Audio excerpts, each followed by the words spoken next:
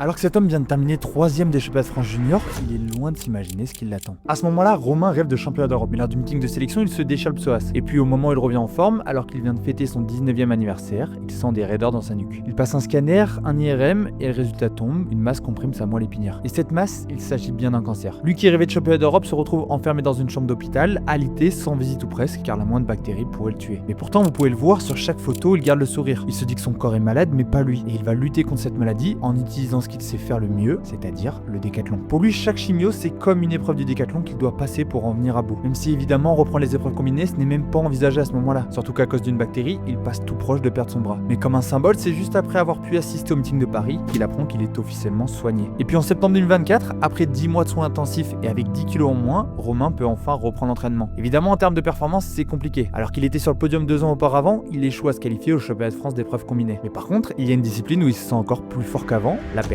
Cocasse quand on sait qu'il était tout proche de perdre son bras. Et donc en fin de saison, il participe à un concours de perche organisé par son club. Il a un record à 4,90 m et rêve de la mythique barre des 5 mètres. Même si j'ai failli perdre mon bras pendant mon cancer, même si mon cancer m'emmenait plutôt 6 pieds sous terre que au-delà de 5 mètres, bah c'est un rêve. Un an après sa rémission du cancer, ce rêve, il l'a réalisé.